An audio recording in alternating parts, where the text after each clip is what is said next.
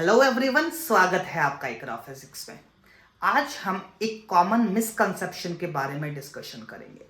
अक्सर हमारे जहन में ये बात रहती है कि नेगेटिव एक्सेलरेशन का मतलब होता है रिटार्डेशन, जो कि 100% करेक्ट नहीं है। इसी चीज को एक एग्जाम्पल के थ्रू समझने की कोशिश करेंगे कि फॉर एग्जाम्पल कोई एक रोड है।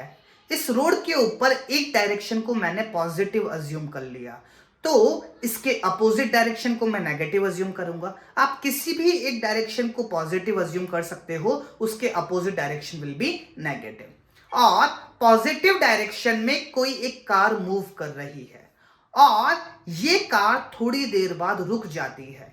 थोड़ी देर बाद कार रुक गई, इसका मतलब कार की स्पीड डिक्रीज हुई, और कार की स्पीड डिक्रीज हुई इसका मतलब क्या हुआ कि रिटार्डेशन हुआ। अब रिटार्डेशन हुआ तो आपको क्या लगता है कि एक्सेलरेशन का डायरेक्शन क्या होगा? Negative, right? बिकॉज अगर वेलोसिटी मेरी पॉजिटिव डायरेक्शन में थी तो एक्सेलरेशन उसके अपोजिट डायरेक्शन में लगा, और उस वजह से बेसिकली इसकी स्पीड डिक्रीज हुई, और डिक्रीज हुई तो थोड़ी देर बाद रुक गई, और स्पीड डिक्रीज हुई तो मैंने कहा मोशन कैसा है? Retarded motion. तो मैं ये बात कह सकता हूं कि नेगेटिव एक्सेलरेशन होगा और मेरा मोशन रिटार्डेड कहलाएगा। चलिए, अब इसी चीज में हम कार की डायरेक्शन को रिवर्स कर देते हैं।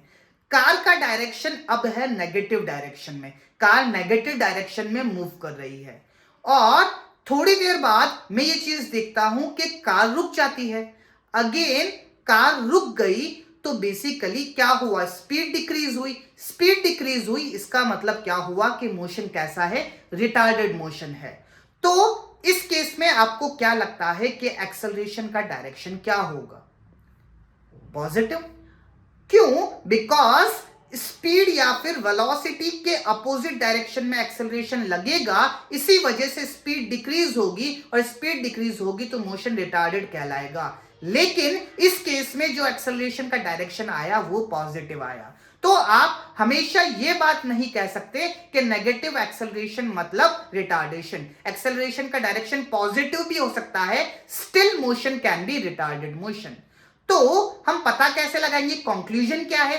कंक्लूजन ये है कि अगर स्पीड या फिर वेलोसिटी और एक्सेलरेशन का डायरेक्शन अपोजिट होता है तो हमारा मोशन रिटार्डेड मोशन कहलाता है, और वेलोसिटी और एक्सेलरेशन का डायरेक्शन अगर सेम होता है तो हमारा जो मोशन होता है वो एक्सेलरेटेड मोशन कहलाता है। एक्सेलरेटेड मोशन में स्पीड इंक्रीज होती है और रिटार्डेड मोशन में स्पीड डिक्रीज होती है। Okay, so that's it from my side for today. Thank you so much everyone.